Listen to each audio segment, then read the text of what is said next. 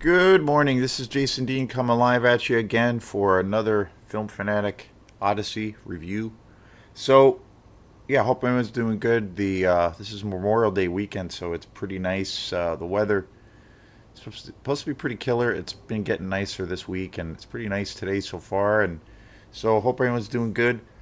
So, yeah, I usually like to start up the show with some music announcements, usually pertaining to my band Quantum. So we had the big shows at the All Roads Festival last weekend, and that was a really amazing experience. The whole experience was really great, just because of the level of or the caliber of all the music that we got to see, how everything ran, and it was really smooth, and it just was a good time. It was really a great opportunity. Felt like for us, and it was a really cool experience playing with an incredible sound system. We A lot of the times, because we do a lot of our own gigs, and we have our own self-contained kind of setup, and it works out for the most part. But it was really nice having a real high end, a high level sound experience, with a professional sound guy, and being able to play on a big stage, and being able to not have to worry about running sound. So it was very cool, and got to meet so many cool people. Got to see an incredible amount of music, and the other thing that was so cool was that the whole festival, the whole centerpiece of that festival, the Old Roads Festival, is artists performing their own original music. So that is, to me that is the be all end all kind of thing. Like, that's the ultimate thing. Why we try to do this crazy thing, this crazy thing that we call music, on whatever scale it is, and whether people like our material or not. And then some people do, and it might be someone's cup of tea, it might not be, or it might be someone's cup of tea. At the end of the day, I feel like when an artist has that, maybe that album that represents more or less their vision, and it's set in stone, it's gonna last, and it's gonna always be around, and it's a representation, it's that calling card. I think for an artist to do that, and to create their own body of work, is into itself a real courageous achievement, even if it's on, if it's on a big level where it's like really successful, or even if it's on, a smaller scale. But for an artist to put together a project that is a, more or less a fully realized representation of what they want, that's a really beautiful thing. And I think to a degree, it's a real sacred thing. And again, it doesn't necessarily pertain to if someone really enjoys that content, or is maybe not into it. It's, at the end of the day, like, that's the ultimate calling card. But if you do find that connection with somebody, or you find that audience, and or you have a good degree of success, or whatnot, and there's lots of degrees of success, to me, that's the ultimate thing. Like, that's the achievement, and that's that calling card. That's what you know if they reference your body of work, that's what it is, and they can go to that. And I think that's an amazing thing. And and I know for a lot of artists and bands, it's kind of like giving birth, and it's really hard. I know a lot of artists that just can't really make that happen for various reasons. Maybe it's a financial thing, but I know it's probably more of a personal thing. It's a really hard thing to just kind of unleash that onto the world, and just seeing what happens. And initially, when you first do it, I always feel, when you take that first step as an artist or whatnot, it's whether it's really successful, or maybe even if it's a disaster, which I've had that experience of where it's not very good, it's still, I think, at the end of the day, a really great experience because you learn so much. I've learned so much from when I first was involved with a project like that many years ago, and it gave me enough confidence to a degree and at a certain capacity to be able to move forward and make that a continuous thing. So, and with the All Roads Festival, that's the thing that's so awesome about it, and why I think it's really an important festival and a real integral part to our locally based original music. So very cool. And so this coming week or next week, our next Quantum show will be at the Gypsy Rose Tavern, which is a really awesome spot here in Camden, Maine.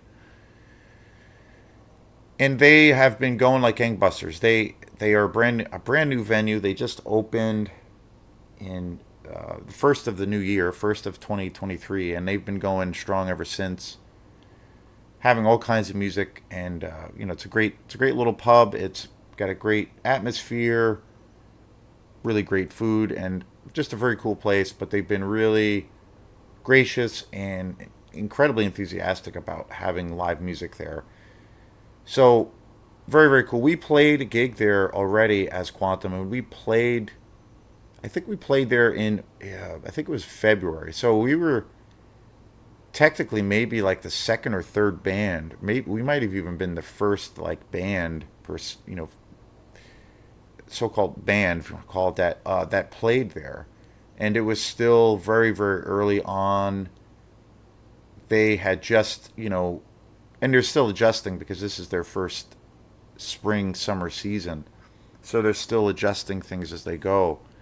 But back when they first opened, obviously it was a very new thing and it didn't have any legs under it. It was just, they were just kind of testing the water. And I felt like our first gig there was part of that. And it was really good. It was a lot of fun.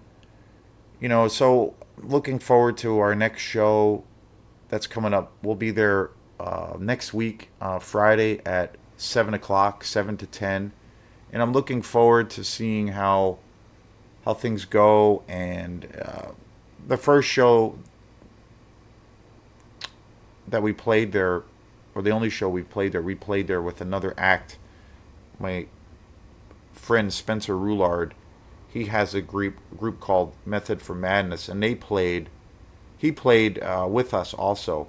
But this time we're gonna be doing it just ourselves, and we're gonna be doing a 3 hour set.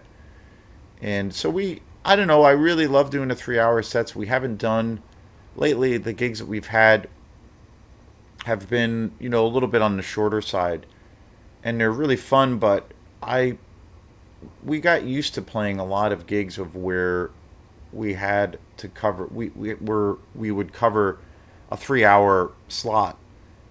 So on one hand, that's a lot of work and that's a lot of time to fill. But on the other hand, we do have a lot of material. We've been playing as a band for a long time. I love testing tunes out live, and there's a lot of new material that we've been working on this past year and this year. So, and I love being able to, try to start at zero, build something from nothing, but also trying to build the sets. We usually play 3 sets, so I love to try to build that kind of thing where we tend to start the night off with more kind of atmospheric, more mellow, ambient kind of stuff, and then slowly go from there and trying to really fit the mood of what the atmosphere is and what's going on.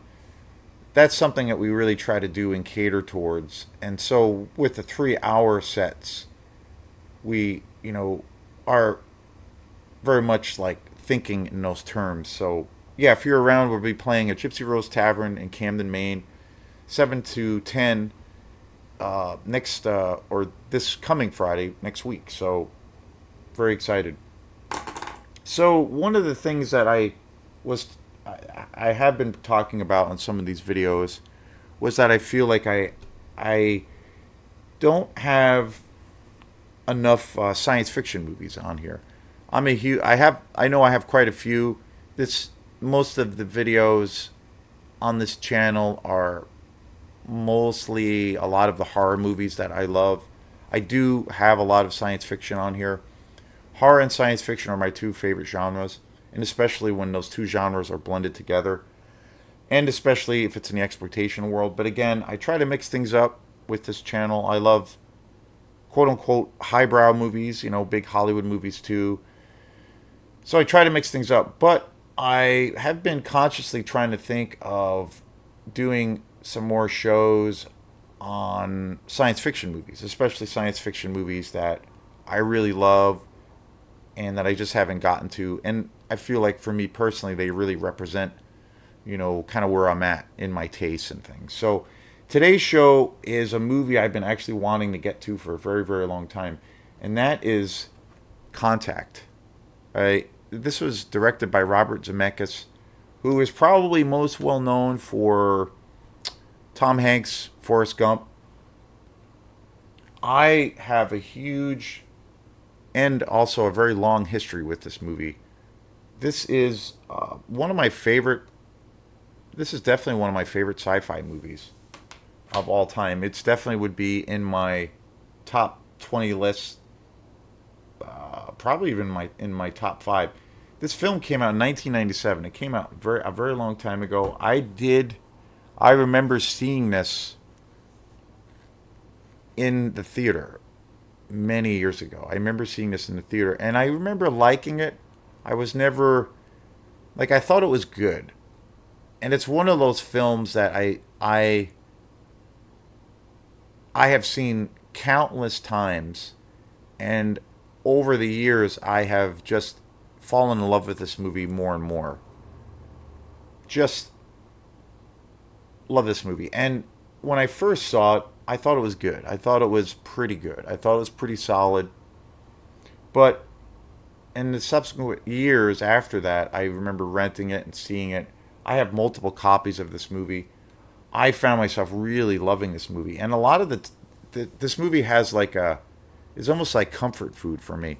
This movie is like it's a very intense movie in some ways, and it's a real thrilling epic, and it's kind of a thriller.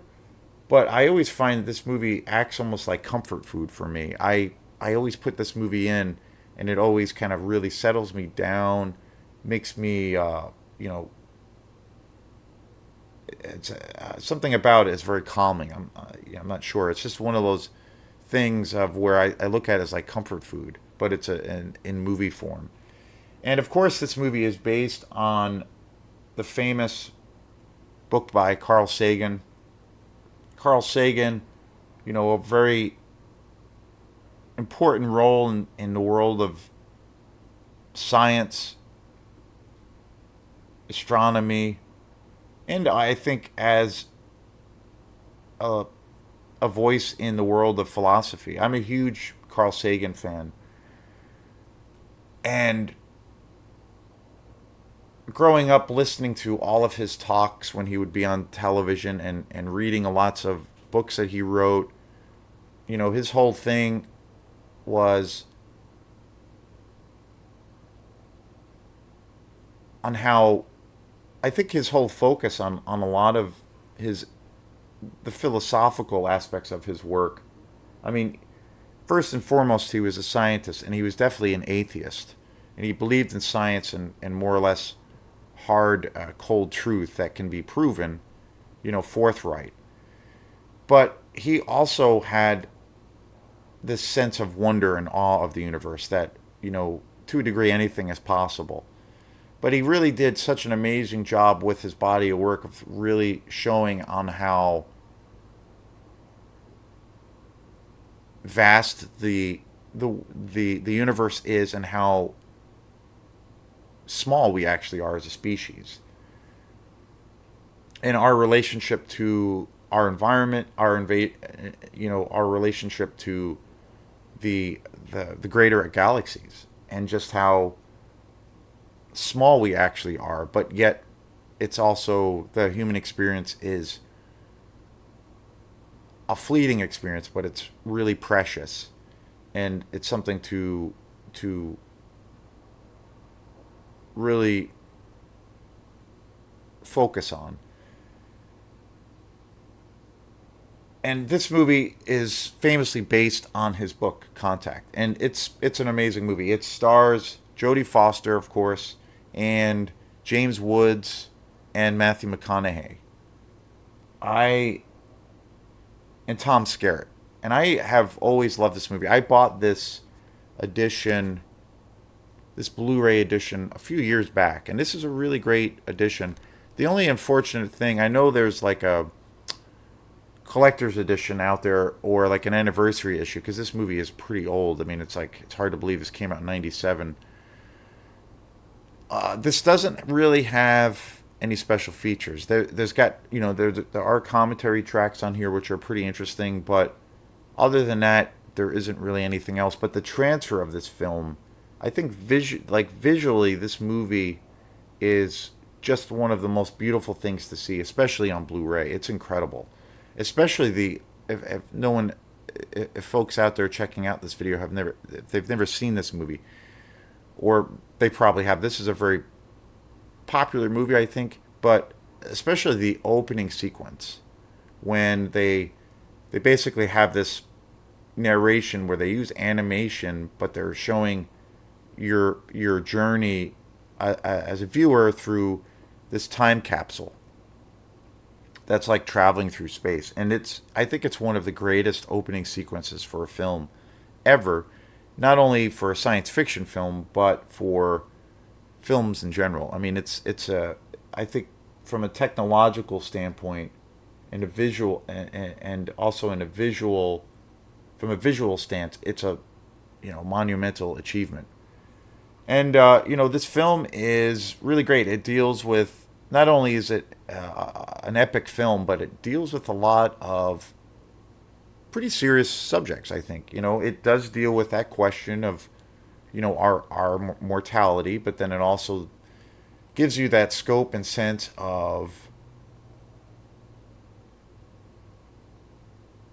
who we are in this universe, how small we are, but we are, on one hand, incredibly insignificant, but yet we are also very, very important. And there's this sense of we're all essentially dust, and we just fade away with time, but yet we can still achieve certain things maybe in our lifetime that can have lasting power. It deals with, family dynamics. Jodie Foster's the main kind of heart of this story is Jodie Foster's relationship with her father and her father passing away. So it deals with a parent's relationship with their kids, and then the kids' relationship with their parents, dealing with mourning, dealing with, you know, uh, children having to deal with the death of loved ones, especially, and it's all coming from a child's perspective and how that carries over into your life. And it's got the classic sci-fi thing about the whole idea of, the scenario of a possible alien invasion, And it also deals I think, a really strong card with tackling the issue of religion and also religious fundamentalism in the idea of faith and the idea of hope. And I think there's a scenario, there's a bunch of things where this movie really focuses on the idea of, religion, but then religious fundamentalism. And I feel like this movie really nails those aspects to a T. Where I do feel that, especially now, we are living in this area of where there is this rise of fundamentalism to a degree, and what people are willing to do through, based off of this blind concept idea of where they're, of where they'll do things that are really dangerous or questionable. And these are things that are not based on rationality or science. And they can become, vicious and cruel and deadly. People who subscribe to fundamentalist and fundamentalism in general. So it's and James Woods has always been one of my favorite actors. He's kind of retired. He hasn't done any films in a very long time, but he's always been one of my favorite actors, and he is so great in this movie. Angela Bassett is also in this film. This was one of the first films I ever saw with Matthew McConaughey. He's really great in this film. There's a really great chemistry between Jodie Foster and Matthew McConaughey. I think also this is one of Jodie Foster's best films. I actually think, my favorite films that she's ever been in, I really, well, obviously love her in Silence of the Lambs. I mean, she won the Academy Award for that. That's, an amazing, amazing movie. I did a show on Silence of the Lambs a few months ago. And then her first role as an actress in Taxi Driver, where she's essentially like a 13-year-old girl, but she's amazing in it. And I think as far as her more well-known movies, I think this, for me, she's been in so many movies, but I think that this movie is, aside or outside of her playing Clarice in Silence of the Lambs, I feel like this is her best role. And Robert Zemeckis, too, a big Hollywood director. He's done all kinds of big Hollywood movies, most well-known for Forrest Gump, of course, which is a good movie. But I think that this movie is even more entertaining, and yet tackles a little bit, or goes a little bit deeper with where it focuses on those aspects of science and religion and how and fundamentalism and our relationship to the universe. I think it actually goes pretty deep into a lot of those things, but yet it's such a thrilling ride. Tom Skerritt is amazing in this movie. I don't really hear this movie talked about. I mean, this came out all the way in 1997, and I have seen this movie so many freaking times. Like, I have multiple copies of this. I probably have 2 or 3 copies of this on DVD. I do have it on VHS. I've seen this movie so many times, and this is, like I said, this is like comfort food for me. I throw this movie in a lot of the times if I'm kind of stressed out or whatever. It just kind of relaxes me. It's like a warm bath. I don't know why, but just one of those things. And I think when the story kicks in for this film, of where you're realizing that these scientists are actually making probably the greatest discovery in the history of time, the level of intensity is so amazing, and it's so incredibly suspenseful.